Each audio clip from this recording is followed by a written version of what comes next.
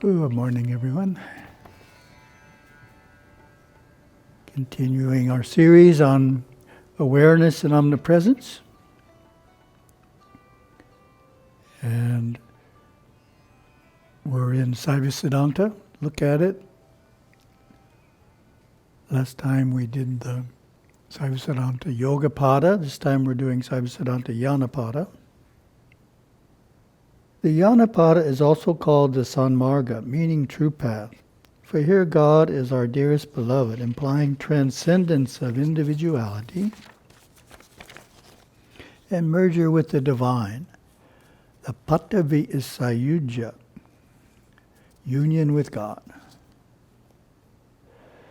As well as mentioning specific goals to be achieved in meditation, the Yana component of Yana gives general guidelines for conduct. Tirumanduram gives such a guideline in verse 1474, in stating that Yana is to transcend the I and mine. Savaratnam Shivacharya elaborates on this line.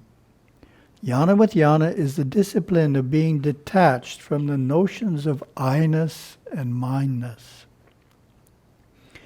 This is not referring to the basic form of detachment, which is to be detached from the fruits of one's actions. It is referring to being detached from identifying as a person who was born and will die. It is identifying with omnipresent, loving consciousness throughout one's daily activities, identifying with Sachit Ananda. Our Mind Academy lexicon gives this definition: Satchit Ananda, existence, consciousness, bliss. A synonym for Parashakti. Lord Shiva's divine mind and simultaneously the pure superconscious mind of each individual soul.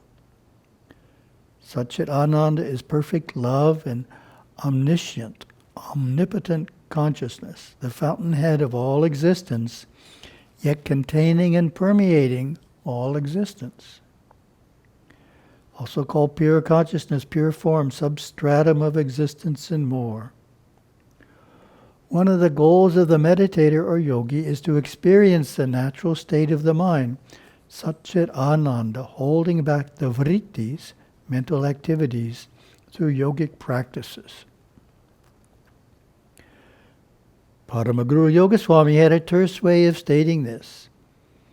Sat, Chit, Ananda. That is one thing, Satchit Ananda. Sat is you are. Chit is omnipresence. Prakasha, light is from the sun, all-knowing.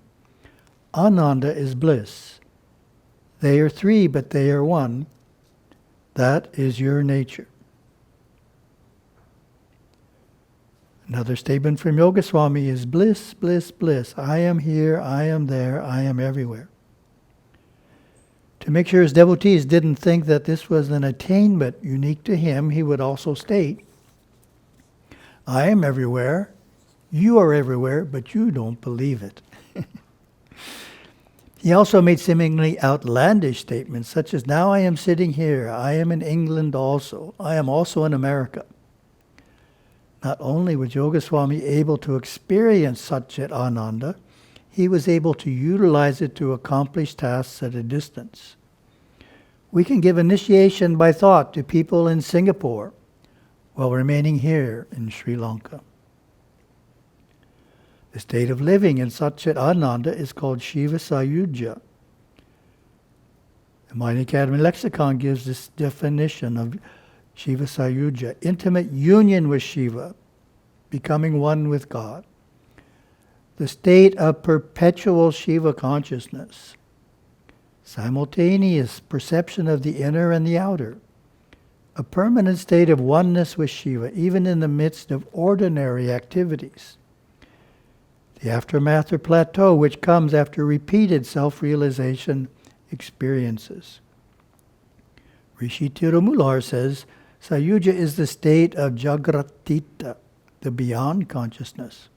Sayuja is to abide forever, and upashanta, the peace that knows no understanding. Sayuja is to become Shiva himself. Sayuja is to experience the infinite power of inward bliss forever and ever. In many Hindu schools of thought, it is the highest attainment. It dawns when the Kundalini resides coiled in the Sarasvara chakra. In the Yogapada, the goal was to sustain awareness aware only of itself for longer and longer periods.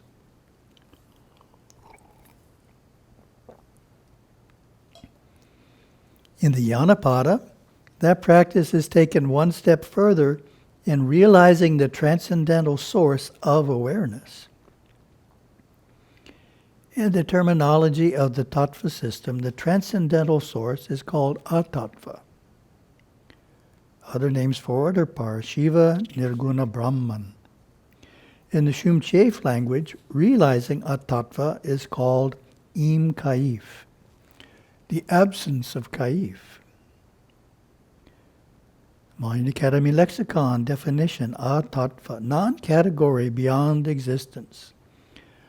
Atattva, the negation of tattva, is used to describe the indescribable reality, the absolute, Parashiva, the self-God, which transcends all 36 categories, tattvas, of manifestation. It is beyond time, form, and space. And yet, in a mystery known only to the knower, the enlightened mystic, Parashakti, nada, the first tattva, ever comes out of Parashiva. If it were not for Parashiva, nothing could be. Parashiva does not exist to the outer dimensions of cosmic consciousness, but without it, the mind itself would not exist. Gurudeva's original description of Atattva was in his talk, The Self-God, given in 1959 at the San Francisco Center. If you visualize above you nothing, below you nothing, to the right of you nothing, to the left of you nothing, in front of you nothing, in back of you nothing, and dissolve yourself into that nothingness, that would be the best way you could explain the realization of the self. And yet that nothingness would not be the absence of something, like the nothingness inside an empty box, which would be like a void. That nothingness is the fullness of everything, the power, the sustaining power of the existence of what appears to be everything. Each pada causes an additional maturation of the soul to take place. Gurudeva gives this description for the maturation that takes place in the Yanapada. Yana is divine wisdom emanating from an enlightened being, a soul in its maturity immersed in Shivanas, the blessed realization of God while living out earthly karma. Yana is the fruition of yoga tapas. Each time he enters that unspeakable nirvikalpa samadhi, he returns to consciousness more and more than knower. Unknown to himself, he has become the temple of his religion, capable of imparting knowledge merely by the power of his silent presence. He has become the source of light and darshan which radiate out through the nadis and pranas of his being. This great soul is found in his reverie sweeping the temple floor, polishing brass lamps, weaving fragrant garlands, expounding smriti, and being the humble Shivanadiyar, slave to the servants of the Lord, as he lives out the final strands of karma of this last birth. And the last part here is 3 verses from the Sarva Yanotara Agama, which provide a clear description of a soul mature in the Yanapada.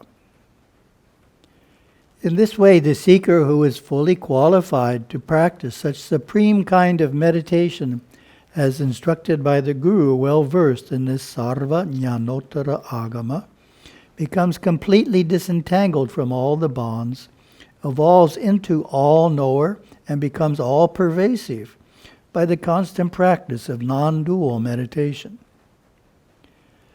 Having set aside all those scriptures which contradict the truths enshrined in this Agama, and having clearly understood the pure nature of the self as conceived in this Agama, The knower of this agama, being refined and firmly resolved, should practice this non-dual meditation for the attainment of meditative union with the Supreme Self. Having realized with all certitude that there is not even a single discipline here superior to this yoga of non-dual meditation, and having arrested all of his mental modifications and fluctuations, he should practice the supreme science of yoga. Upon such constant practice, he reaches a bodiless state and gets established constantly in that state. He reaches all directions and places simultaneously. By virtue of his bodiless and pervasive nature, he becomes the liberated self. He who becomes the possessor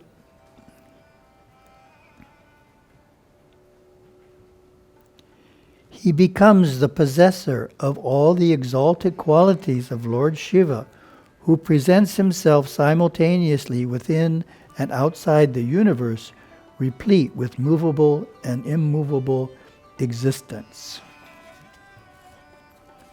So says the Sarvajñanottara Agama. Thank you very much. Wonderful day.